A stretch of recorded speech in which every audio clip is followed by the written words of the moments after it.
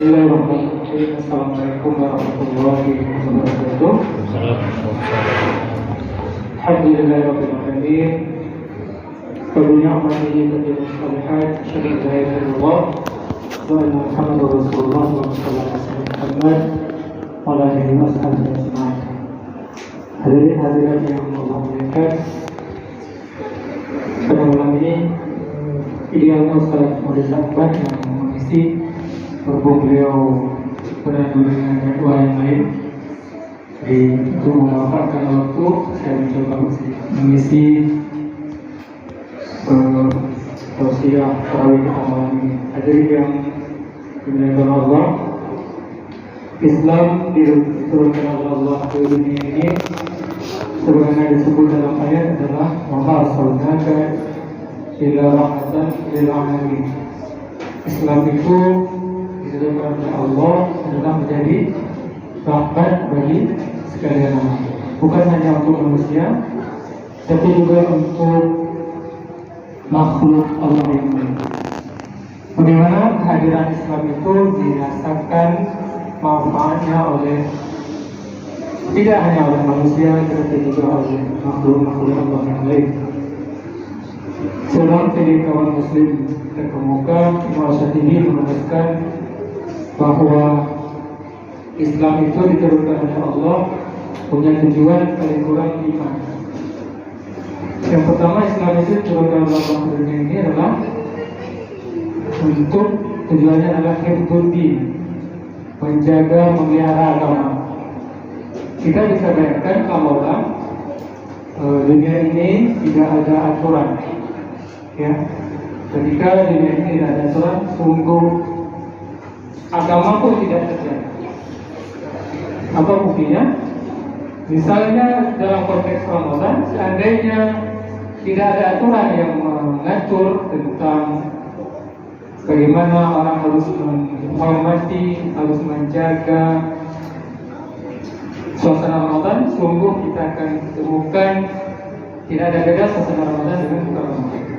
Misalnya ketika kita berjalan di siang hari, pagi hari, akan kita temukan orang-orang yang berjualan makanan misalnya. Ya. Alhamdulillah itu tidak terjadi di kita, tapi akan terjadi di tempat lain di luar Aceh. Tidak kita temukan sesuatu yang membedakan mana Ramadan, mana tidak Ramadan. Gitu. Nah, tujuan yang pertama Allah turunkan Islam ke dunia ini adalah hifdzuddin, untuk menjaga agama. Bagaimana orang yang bertarawih ini juga bisa bertarawih di jam seperti ini misalnya salah satu yang ada dalam aturan tahun ataupun yang berlaku di Aceh, misalnya ketika maghrib tidak buka toko, kan? Itu ada aturannya, tapi meskipun dalam pelaksanaannya tidak ada. Kemudian bagaimana ketika hari Jumat? Satu jam pra Jumat itu sudah ada aturan yang mengharuskan toko itu tutup. Itu diantaranya yang pembongkaran kita temukan. Yang kedua, tujuan dari Allah turunkan Islam dunia ini adalah yang kedua adalah hifdzul nafas. Apa itu hifdzul nafas? Menjaga jiwa. Dalam Islam, menghilangkan satu nyawa, konsekuensinya ataupun hukumannya adalah sama dengan menghilangkan nyawa manusia seluruhnya. Apa logikanya? Logikanya adalah seseorang yang nyawanya hilang disebabkan oleh kejahatan manusia, sungguh dia sudah memutuskan garis keturunan orang tersebut. Kalau umurnya 20 misalnya, dia dibunuh ketika umurnya 20. Seharusnya dia di 27 dia akan menikah, dia akan punya anak, sudah sejati dia akan punya cucu, sudah sebelumnya dia akan punya cicit dan seterusnya. Maka Allah menyebutkan membunuh satu manusia sama dengan membunuh manusia sebelumnya. Kira-kira logikanya seperti itu. Makanya dalam Islam menghilangkan nyawa adalah dosa besar. Menghilangkan nyawa seseorang tanpa hak, tanpa dasar syariat yang digunakan dengan itu dosa besar. Itu yang kedua. Yang ketiga, hifdzun nasab, Tujuan Allah berikan Islam ini adalah menjaga nasab. Apa maksud menjaga nasab? Sungguh ketika aturan agama ini tidak ada, maka akan terjadi apa kita sebut hubungan antara laki-laki dan perempuan tanpa ikatan yang dibenarkan oleh agama. Ya, makanya dalam Islam Allah melarang mendekati zina, orang seperti zina.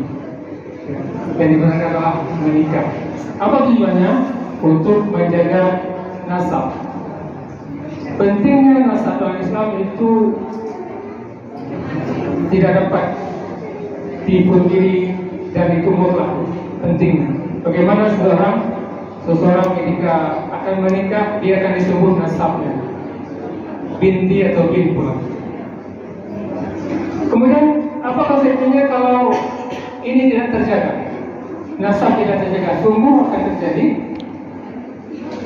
tidak tutup kemungkinan, dan mungkin itu sudah pernah juga terjadi, akan terjadi perkawinan saudara. Ya, ketika hizbun nasal ini tidak terjaga, ya akan terjadi perguruan saudara. Akan terjadi seperti itu. Nah, itu yang ketiga. Kemudian yang keempat adalah hifdzul mal. Ketika Allah turunkan hukum dunia ini adalah untuk menjaga harta. Apa maksud menjaga harta? Allah memberikan aturan bahwa untuk memiliki sesuatu itu punya syarat. Kalau mau membeli harus membeli dengan saling ridho. Kalaulah transaksi yang dibenarkan. Apabila keinginan untuk memiliki sesuatu benda dilakukan dengan bukan kerelaan, namanya mencuri. Ataupun mengambil tanpa izin itu namanya mencuri. As-sariqu was-sariqah disebut Al-Quran. As-sariqu was-sariqatu faqtamu aydiyahuma. Kalaulah seseorang mengambil milik orang lain secara ilegal, maka dia akan disebut mencuri. Ketika dia mencuri ada konsekuensinya. Ya, kira-kira seperti itu. Ya. Kemudian yang seterusnya adalah yang terakhir, yang dari itu hifdzul mal, menjaga harta. Artinya harta orang itu harta orang, harta kita. Tidak ada bercampur bauran, ya. Ya. Makanya sekecil apapun mengambil milik orang itu haram. Bagaimana orang-orang terdahulu mengatakan, ya generasi dulu, orang-orang tua dulu mendidik suami. Kalau kamu ketemu pulpen di jalan, pulpen itu kecil, harganya sekarang mungkin paling 2.500 atau 1.000 atau maksimal 5.000. Orang-orang tua dulu mendidik bahwa kalau kamu ambil punya orang, ketemu di jalan, ambil nyolong kan, ketemu di jalan. Orang tua dulu mengatakan kalau kamu ambil punya yang kamu temukan di jalan itu siap-siap punya kamu akan hilang. Dan generasi dulu membuktikan itu. Saya juga pernah membuktikan, ya. Ketika kita mengambil satu barang yang kita temukan, tidak lama kemudian barang kita tidak hilang. Wallahu a'lam bishawab. Tapi itulah faktanya. Mengambil barang seseorang tanpa izin, ya, meskipun itu kita temukan bukan mengambil, akan ada konsekuensi yang kita alami. Yang terakhir, yang kelima, hifdzul akal. Tujuan syariat Allah turunkan ke bumi ini adalah menjaga akal. Akal itu tidak gratis. Sama seperti nyawa juga tadi. Akal yang Allah berikan itu tidak gratis. Makanya dalam hukum negara mengharamkan narkoba, mengharamkan sabu, mengharamkan ganja, mengharamkan khamar, ya, dan seterusnya. Apa tujuannya? Untuk menjaga akal. Kita bayangkan kalau tanpa aturan itu sungguh kita akan menemukan akal-akal manusia yang rusak. Ya, wujud berupa manusia tapi actionnya atau tingkahnya tidak lagi manusia. Ya, bagaimana hari ini narkoba itu menggerogoti seperti kanker, menggerogoti generasi kita hari ini. Dan Aceh salah satu yang tertinggi angka korban narkoba. Paling tinggi angka korban narkoba. Kalau dulu kita dengar ganja yang biasa, hari ini bukan ganja lagi, tapi sudah sabu. Dan sudah sangat baik kan? Artinya sabu itu dulu barang mahal, adanya di dalam kota perkotaan. Tapi hari ini sabu itu memasuki kampung-kampung.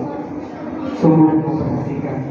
Nah, bagaimana kita menjaga akal yang diberikan oleh Allah itu? Akal itu tidak terjadi lagi, ya. Segala sesuatu yang Allah berikan akan dimintai pertanggungjawaban. Saya kira ini yang bisa saya sampaikan. Maaf segala kekurangan.